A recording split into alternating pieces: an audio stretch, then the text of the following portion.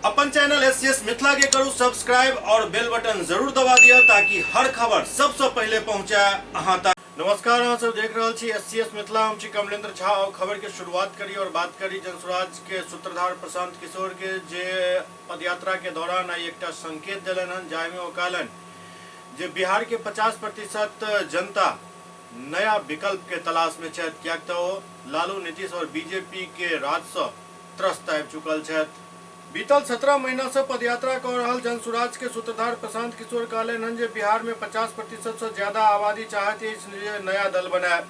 लोग चाहे छथि जे अगर बिहार में सुधार होय के तो राज्य में एक नया दल या नया विकल्प बनबाक चाहिए, कियाक तो जनता पिछला 30 साल से लालू, नीतीश और भाजपा से त्रस्त भ गेल अछि। जनता देख रहा है जो हुनक जीवन में सुधार नहीं भ रहा है, लेकिन लोग के रास्ता नहीं दिख रहा है कि किनका वोट दी। आगा वो कहलन जे सामान्य आदमी अकेले तो पार्टी बना नहीं सकते। एहन में जनसुराज वो अभियान है जो लोग के ताकत के एकजुट कैल जाए और सब मिलकर वो विकल्प बनावे जे हर आदमी खोज रहा है। जे हम अपन जीवन में जे 10 साल तक काम केलो हन कि पहले पार्टी और नेता के सलाह दै छलौं कि वो केना अपन पार्टी के संगठित कऽ सकै, केना वो चुनाव लड़ कऽ जीत सकै छथि। जे काम हम पहले दल और नेता के लेल करे छलौं वह काम अब बिहार के लोग के लेल कऽ रहल छी कि केना अहाँ सब साथ आबी और नया दल बनाए। हमर सलाह से नेता जितला, नेता के बच्चा जीत गेला। आब हमर मानना ये जे हमर सलाह से बिहार के जनता जीतता और हुनक जीवन में सुधार आयत। मैंने आपको बताया कि जनसुराज का उद्देश्य ही ये है कि बिहार में एक नया दल बने। बिहार में 50% आधी से ज़्यादा लोग ऐसा समझते हैं कि अगर बिहार में सुधार होना है, ये आंकड़ा याद रखिए, 50% से ज़्यादा लोगों का मानना है कि बिहार में एक नया दल, नया विकल्प बनना चाहिए। क्योंकि जनता पिछले 30 साल से लालू, नीतीश, भाजपा से यहाँ त्रस्त है। उन्होंने देखा है कि उनके जीवन में सुधार नहीं हो रहा है, लेकिन लोगों को रास्ता नहीं दिख रहा है किसको वोट दें। यही दल है। सामान्य आदमी अपने अकेले दल तो बना नहीं सकता है। तो जनसुराज वो अभियान है कि लोगों की ताकत को एक साथ किया जाए ताकि सब लोग मिलकर वो विकल्प बनाएं जो सब लोग खोज रहा है। बिहार में हर आदमी कह रहा है कि भैया नया विकल्प होना चाहिए, लेकिन लोगों को ये नहीं समझ में आ रहा है कि वो नया विकल्प कैसे बनाया जाए, कौन बनाए। इसीलिए जनसुराज अभियान है कि आपको हम बताएं, समझाएं कि कैसे ये विकल्प बन सकता है। जो हमने 10 बरस काम किया है अपने जीवन में, हम पहले नेताओं को सलाह देते थे, दलों को सलाह देते थे कि कैसे वो अपने दल को संगठित कर सकते हैं, कैसे वो चुनाव लड़कर जीत सकते हैं। तो जो काम हम पहले दल और नेता के लिए करते थे, वही काम हम बिहार की जनता के लिए कर रहे हैं कि अब आप लोग कैसे साथ में आइए और कैसे नया दल बनाइए। हमारे सलाह से नेता जीते, नेता के बच्चे जीत गए। अब मेरी सलाह से मेरा अपना मानना है कि बिहार की जनता जीतेगी, उनके बच्चे जीतेंगे, उनका जीवन सुधरेगा। सुपौल में प्रसव के बाद नवजात के मौत के बाद परिजन सब जमकर हंगामा मचेलन। और मंडलीय अस्पताल निर्मली में प्रसव के बाद एक नवजात शिशु के मौत भ जाए के मामला सामने आलन, जाय के बाद परिजन सब अस्पताल प्रशासन पर लापरवाही बरते के आरोप लगेलन। घटना के बाद परिजन सब में कोहराम मच गेल। बतायल गेल जे निर्मली शहर वार्ड संख्या 6 निवासी सूरज दास के पत्नी पवनी देवी के बुधवार के शाम प्रसव पीड़ा के बाद प्रसव हेतु और मंडलीय अस्पताल निर्मली में भर्ती करायल गेल, जहां ड्यूटी पर तैनात एएनएम, जीएनएम जांच पड़ताल केलन और जल्द प्रसव होय के बात कहलन, लेकिन प्रसव के दौरान बच्चा के मौत भ गेल। प्रसूता के परिजनक आरोप है जे ड्यूटी पर तैनात एएनएम, जीएनएम और ममता के द्वारा प्रसव में लापरवाही बरतल गेल, जाय के चलते प्रसव के दौरान नवजात शिशु के माथा पर ब्लेड लाग गेल, जाय कारण नवजात बच्चा के मौत भ गेल। जाय के बाद परिजन सब में कोहराम मच गेल। परिजन सब के कान कर बुरा हाल छल। उचित परिजन घटना के जानकारी डायल 112 और स्थानीय पुलिस के भी दिलन। सूचना के बाद स्थानीय पुलिस भी पहुंचल और मामला के जांच पड़ताल में जुट गए। इधर मामला के लेकर अस्पताल अधीक्षक डॉक्टर शैलेंद्र प्रसाद बतौलन जे मामला संज्ञान में आयल, जांच पड़ताल किया जा रहा है। या सिर में बुलेट मार दिया है। आज ही 7 बजे जन्म हुआ था। इस बच्चा का देखिए, इतना खूबसूरत बच्चा को मार दिया ये डॉक्टर साहब। इसके समझ में नहीं है। ब्लेड कहाँ लगा? भैया इस सिर पर लगा है सर, भैया देखिए। ये डॉक्टर सब इतना लापरवाही करता है, बताइए। मेरा बच्चा को मार दिया। इसका पिताजी आज से 1-1.5 महीना पहले देवनारायण साहब तो हमारा बच्चा को, मेरा भाई को फंसा दिया चोरी का इल्जाम में। इसका बाप जेल में है, मैं इसको क्या बोलूँगा। और उसका बच्चा को भी दुश्मनी से मरवा दिया। यार डॉक्टर सब ऐसे थोड़ी ना होता है, दुश्मनी से कोई थोड़ी ना किसी को मरवाता है। वो तो बच्चा है। बच्चा है तो कैसे मर गया सर? ब्लेड कैसे लग गया सर? इसको नहीं समझ अच्छा में आया अच्छा, सर। अब प्रशासन आ चुकी है ना, जांच हो रहा है ना, प्रशासन टेंशन से- क्या लेते हैं। हमें नाम हुआ आपका? आशा देवी, कौन थी ये पेशेंट आपके? ये पबनी देवी। अच्छा, पबनी देवी नाम थी, पुतौ थी आपके? हाँ, पुतौ थी। कैसे हुआ यह घटना? ये 7 बजे साँझ में लिए तो कहलिए देखियो न दीदी, देखियो न दीदी। 9 बजे सेटा सुस्त रहे, आब हेतै तब हेतै, आब हेतै तब हेतै। तुरंते धड़कन जाँच लगे, सब कुछ केलकै। बच्चा ठीके ठाक छलै। तुरंते में बच्चा के ब्लेड मारि दे, ब्लेड लग गेलै। ब्लेड लग गया? हाँ ब्लेड ओकरो पेशेंटो के लगल छै, ओकरो लगल छै, बहुत पेशेंट ओहिमे लग गेल छै बच्चा के। अच्छा, कौन एएनएम या जीएनएम था यहाँ पर? कौन ममता दीदी थी? पहचानते हैं उसको? मैं ओकरा हम नहीं पहचान। नाम जानते हैं? नामो हम करना। शकल से पहचान जाइएगा? सकल तो पहचाने। वो अभी कहाँ है? अस्पताल में है कि चली गई? अस्पताल में छै। अस्पताल में है? पुलिस को जानकारी दिए? हाँ वो तो 112 में सेट के ले गए। तो बच्चा अभी कहाँ है? थाना पर गेलै। थाना पे चला गया? लड़का था कि लड़की था? लड़का है। लड़का था। हाँ लड़का है। पहला बच्चा था क्या? हाँ पहले बच्चा। उसके पति का क्या नाम है, इसके पिता का जो बच्चा मरा है? सूरत कहाँ, घर कहाँ हुआ? Nirmali Nirmali ward number 6। 6। सुने जैसे पता चला आया है, अभी पता लगाए हैं और लगा रहे हैं कुछ जो डॉक्टर साहब और जो नर्स हैं ड्यूटी में। लेकिन अभी प्रथम जो अभी जाकर हम देखे हैं तो पता लगा जो एस्फेक्सिया हुआ है बच्चा को, क्योंकि एस्पिरेशन ऑफ एमनेटिक फ्लूइड, बच्चा जिस फ्लूइड में रहता है ना वही लगता है वो शक कर लिया था, जिसके चलते बच्चा जन्म लेने के बाद बच्चा एस्फेक्सिया था तो उसको ऑक्सीजन प्लस डॉक्टर साहब जो थे उसको रिससिटेशन किए तो कुछ बढ़ा, लेकिन कुछ ही देर के बाद 10 मिनट के बाद बच्चा सुने कोलैप्स कर गया। तो ये जनरली हुआ है जो बच्चा का, चूँकि कह रही है जो उसकी माँ प्राइमरी था, फर्स्ट बार जो आई है उसका थैला फूटा हुआ था, शायद उनको जानकारी नहीं था। वो सब बता रही है जो हमको सर बताया नहीं, लेकिन अब तो हम ये पता लगा रहे हैं डिटेल्स जो इन लोग को क्यों नहीं पता चला, या चला तो ठीक से केयर किया कि नहीं, सब सारा जांच करने के बाद ही हम कुछ बता पाएंगे। लेकिन तत्काल जो प्रथम दृष्टया हम देखे हैं तो एस्फेक्सिया ऑफ डेथ हुआ और हमारे डॉक्टर साहब लगभग 20 मिनट उसको रिससिटेशन किए हैं। तो कुछ इम्प्रूवमेंट जरूर हुआ था लेकिन वो रहा नहीं विशेष, यही अभी पता चला। अब छानबीन करने के बाद ही हम बताएंगे, जहाँ हम उसको दे दिए हैं वो बुलाते हैं सब। दरभंगा के सांसद गोपाल जी ठाकुर कहलन जे सुदूर ग्रामीण इलाका के 12मासी सड़क और पुल से जोड़ना मोदी सरकार के प्राथमिकता है। सुदूर ग्रामीण क्षेत्र तक बेहतर सड़क एवं पुल के माध्यम से 12मासी संपर्कता प्रदान करना मोदी सरकार के प्राथमिकता है। ई बात दरभंगा के सांसद गोपाल जी ठाकुर प्रधानमंत्री ग्राम सड़क योजना फेज 3 योजना अंतर्गत बने वाला उच्च स्तरीय पुल शिलान्यास कार्यक्रम के दौरान कहलन। गोपाल जी अपन संसदीय क्षेत्र के बहादुरपुर विधानसभा अंतर्गत शाहपुर चिंतामणिपुर जाय वाला सड़क में उच्च स्तरीय पुल के शिलान्यास केलन एवं दौरान आयोजित कार्यक्रम में उपस्थित सैकड़ों जनसमूह के संबोधित केलन और कहलन जे लगभग 7 करोड़ के लागत से 101.49 मीटर लंबा हाई लेवल ब्रिज के निर्माण हो जाए से क्षेत्र के शाहपुर, अहिला, खराजपुर, चिंतामनपुर, सिनवाड़ा सहित दर्जनों गांव के हजारों आबादी के आवागमन के सुविधा मिलत। अवसर पर सांसद कहलन जे विगत 5 साल से हुनक कार्यकाल में दरभंगा प्रगति के पथ पर काफी तेज गति से आगा बढ़ रहा है। ओते देश के प्रधानमंत्री नरेंद्र मोदी के नेतृत्व में देश आई नव ऊंचाई के छू रहा है। देश अकल्पनीय विकास कर रहा है। विश्व स्तरीय बांझपन के उपचार इंदिरा आईवीएफ और त्रिवेणी आईवीएफ सेंटर में अब संभव हो सकत। भारत में बांझपन उपचार अस्पताल के सबसे पैघ नेटवर्क इंदिरा आईवीएफ दरभंगा में त्रिवेणी आईवीएफ फर्टिलिटी सेंटर के साथ अपन सहयोग के घोषणा केलक अछि। संयुक्त सेवा के उद्देश्य भारत में लगभग 3.4 करोड़ बांझ जोड़ा के सामने आवे वाला चुनौती से निपटे के लिए संयुक्त प्रयास पर जोर देत अत्याधुनिक बांझपन समाधान और सेवा के उपलब्धता के विस्तार केनाई अछि। एहि उद्देश्य से दरभंगा में एक नव अत्याधुनिक प्रजनन उपचार केंद्र के उद्घाटन कयल गेल। कार्यक्रम में मुख्य अतिथि डॉक्टर समरेंद्र प्रताप सिंह, पूर्व कुलपति LNMU doctor Damodar Singh IMA अध्यक्ष समेत कई डॉक्टर और वरिष्ठ नागरिक सब उपस्थित छला। इंदिरा IVF के बिहार प्रमुख और पटना केंद्र प्रमुख डॉक्टर दयानिधि कुमार त्रिवेणी IVF सेंटर के साथ सहयोग के परिवर्तनकारी प्रभाव पर प्रकाश डालित कहलन जे एहि रणनीतिक गठबंधन के उद्देश्य उन्नत प्रजनन उपचार के बढ़त मांग के पूरा केनाई, व्यक्तिकृत और अत्याधुनिक देखभाल सुनिश्चित केनाई अछि।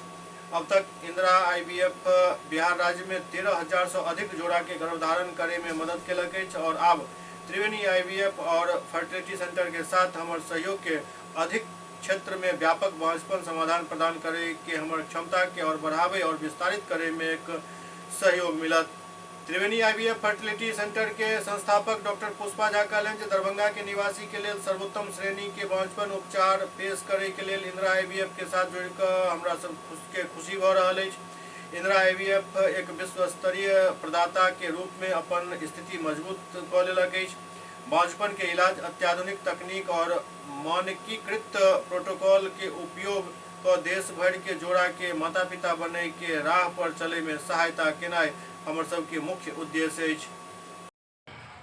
इस कार्यक्रम का विधिवत उद्घाटन करेंगे। Mithila university vice chancellor art Bhatt शुभारंभ करते हुए आज हमें आशीर्वाद देने के लिए आए। सभी मंचासी और हमारे प्रबुद्ध आगंतुकों से निवेदन है, बहुत ही प्रिय मुस्कान के साथ जो सभी वंचित महिलाओं को डॉक्टर श्रुति से बहुत कुछ सुन चुके हैं, तो मैं इस सेंटर के लिए डॉक्टर दोनों के कोलैबोरेशन को doctor Indira IVF and Triveni IVF और दो और भी जो लोग इसमें इन्वॉल्व हैं उन सभी को इसके सक्सेस के लिए मैं कामना करता हूं और सभी को आशीर्वाद देता हूं। IVF और इंदिरा IVF का हुआ है उसके लिए ढेर सारी बधाई। इंदिरा IVF 2011 में उदयपुर में शुरू हुआ था with the mission to eradicate infertility from India और तब से ये दिन पर दिन आगे बढ़ते जा रहा है।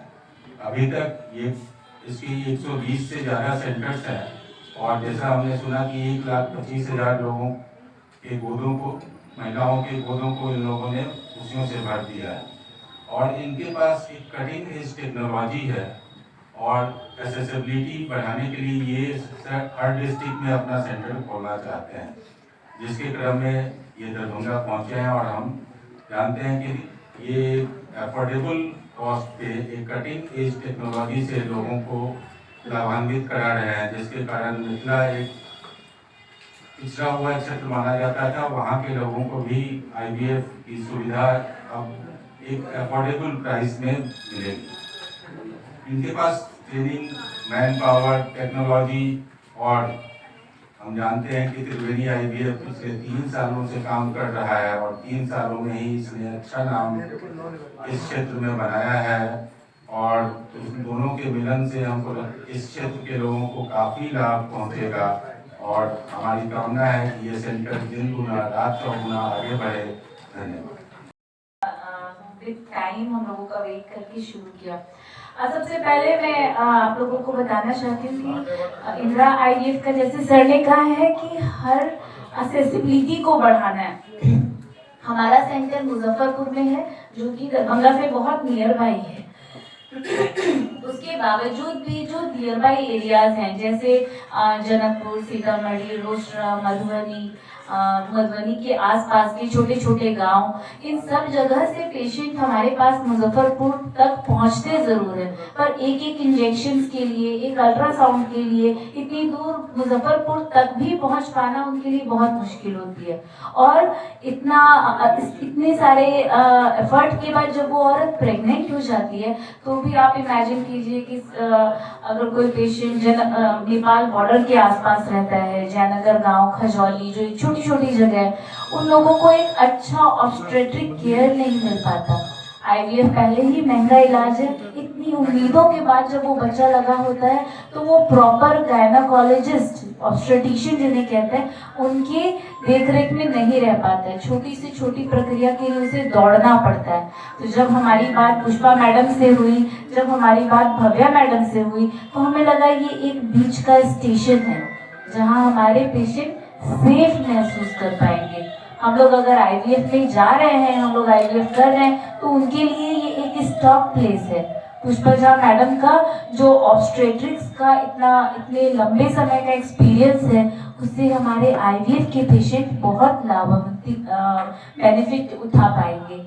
मैडम भव्या मैडम आईवीएफ तो कर ही रही है, लेकिन उसके साथ साथ हमारे इंदिरा आईवीएफ के इस एरिया के प्रेग्नेंट पेशेंट्स के लिए भी ये जगह बहुत ही यूजफुल होगी। उसकी वजह से किसी का अनटाइमली जो अबॉर्शन हो जाता है, जो प्रेगनेंसी में कॉम्प्लिकेशन आता है, उसको हम लोग बेहतर तरीके से मैनेज कर पाएंगे। तो बहुत आसानी से नियर बाय के एरिया के जो पेशेंट हैं उनके लिए ये एक फर्स्ट स्टॉपेज हो जाएगा। आईवीएफ में हमारे बच्चे नहीं होते हैं। बहुत लोग, मैं आप लोगों से पूछूंगा, सब यही बोलेंगे वहाँ तो दूसरे का होगा, किसी और का होगा। ये सब चीजें बहुत समाज में है। तो मैं बस 2 मिनट आपको और लूंगा, क्योंकि मैं इसीलिए आप मीडिया भाई और सभी लोगों को एक्सप्लेन कर रहा हूँ कि आप लोग इस जो प्रॉब्लम है निसंतान का, वो इसको आप जो भी महिलाएं, जो भी लोग हैं, उनको आप पहुंचा सकते हो, उनके पास ये मैसेज, और जो भी गलत धारणा है उसको दूर कर सकते हैं कि आईवीएफ होता है इन विट्रो फर्टिलाइजेशन। विट्रो मतलब होता है शरीर के बाहर। मतलब ये है कि हम जब भी किसी कारण से वो कंसीव नहीं करती हैं, चेकअप के बाद हम जो संतान की उत्पत्ति करते हैं वो हम सिर्फ लैब में करते हैं। मतलब महिलाओं को कुछ इंजेक्शन लगाते हैं, उसी समय महिलाओं के एग को निकालते हैं, फिर उसके स्पर्म को लेते हैं, दोनों को हम लैब में माइक्रोस्कोप के अंदर मिला देते हैं। 3 से 5 दिनों तक उसको लैब में रखते हैं और वापस फिर हम महिलाओं के गर्भाशय में डाल देते हैं। क्योंकि ये शुरू का जो 5 दिन का प्रक्रिया है, हम महिलाओं के शरीर में बाहर कर रहे हैं, इसीलिए इसको हम आईवीएफ बोल रहे हैं। और इसका कॉस्टिंग जो है हम लोगों के अनुसार 1.25 लाख से 1.5 लाख के बीच में पड़ता है। लेकिन जो सफलता दर है वो 80%, 75 to 80% है। अगर आप नेचुरल भी कोशिश करते उनके साथ कोलैबोरेशन करने के लायक होते हैं। उन लोग का बहुत बहुत स्वागत और आभार। Thank you. और कुछ लोग बोलते हैं कि आपने इतना बढ़िया सेंटर चल ही रहा था, फिर आपने क्यों उनके साथ कोलैबोरेशन करने का कोशिश किया?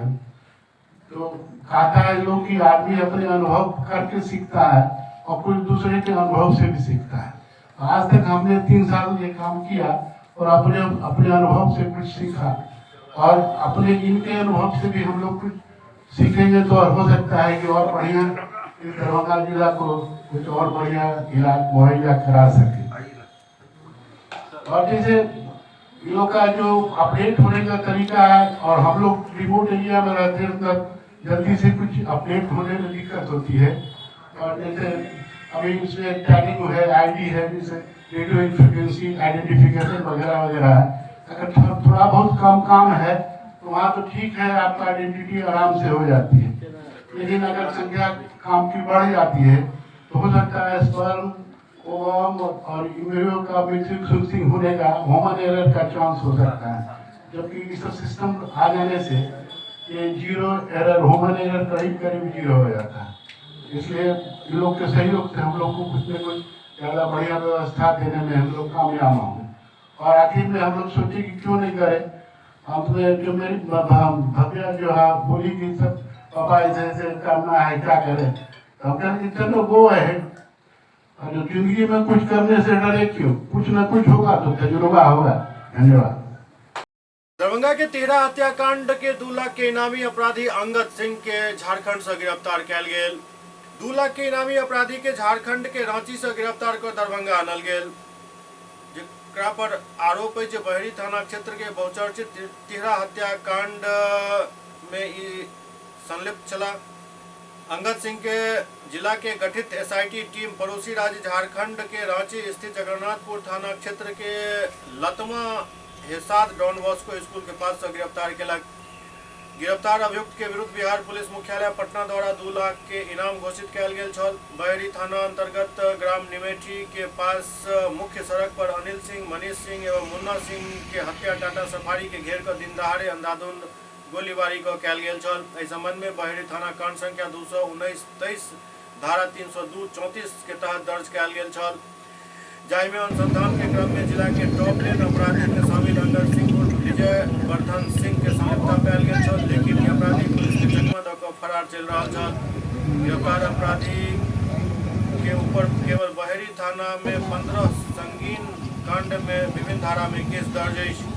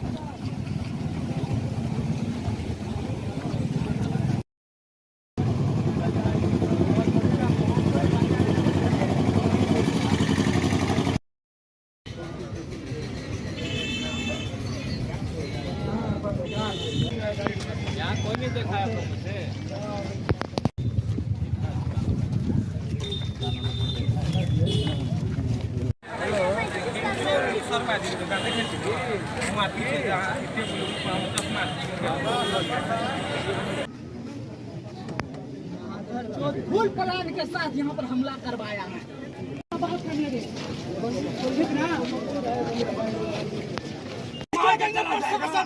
के बेटा मनीष सिंह संघर्ष कर देंगे, एक थाना नहीं बचने देंगे। मार के चोट हटो ना पागल भाई ना बच्चा गोली लगा हुआ है बीएम से अच्छे।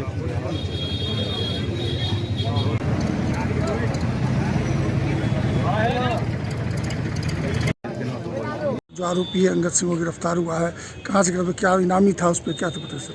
ये 2 लाख का इनामी अपराधी है। ट्रिपल केस में वांटेड था और सूचना मिला था कि रांची में जाके छुपा हुआ, तो उसी के क्रम में गुप्त सूचना के आधार पर वहाँ टीम जाके उसको गिरफ्तार करके लेके आ रहे हैं और आगे का जो न्यायिक हिरासत में उनको भेजा जाएगा। कितने लोग टोटल थे वांछित और कितने गिरफ्तार हो चुके हैं? तो हमें हमारे पास डिटेल नहीं है, हम बता रहे हैं। दरअसल ऐसा 2-4 दिन पहले ही दरभंगा के किछु अपराधी पर इनाम घोषित कयल गेल छल, जाहिमे अंगद सिंह के भी नाम छल और इनाम के राशि घोषित होय के 2-4 दिन के अंदर ही अंगद सिंह के गिरफ्तारी भेल। निश्चित रूप से एहि बात पर संदेह खड़ा कर रहल है जे कि पुलिस केवल इनामी अपराधी के ही पकड़ैत अछि। इनाम घोषित होय से पहले आखिरकार अंगद सिंह के किया नहीं पकड़ल गेल, या फिर कोनो एहिमे नया गेम चल रहा है। समस्तीपुर में अपराधी सब फिर से एक बेर प्रशासन के चुनौती दैत भारी लूट के घटना के अंजाम दिलक। समस्तीपुर में एक बेर फिर अपराधी बुधवार के देर शाम समस्तीपुर पुलिस के खुली चुनौती दिलक अछि। दरअसल समस्तीपुर मुफस्सिल थाना क्षेत्र के मोहनपुर रोड स्थित रिलायंस ज्वेलरी के पैघ शोरूम में अपराधी पुलिस के चुनौती दैत लूटपाट के पैघ वारदात के अंजाम दिलक।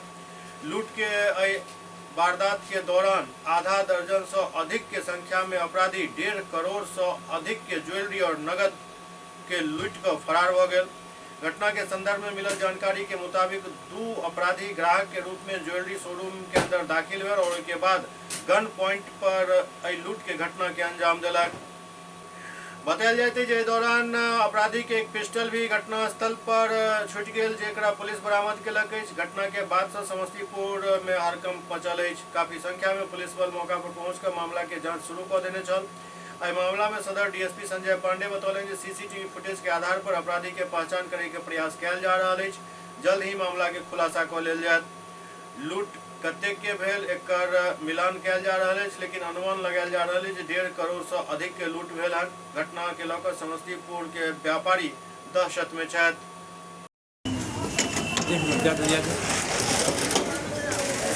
आप लोग नो एंट्री है भैया, आप लोग का नो एंट्री अभी। अभी 2 मिनट के लिए आ जाइए। कोई एंट्री नहीं ले सकते हम लोग। फोटो खींच लेना। वही लोग को बाहर जाइए ना, शटर गिराइए। वो हुआ है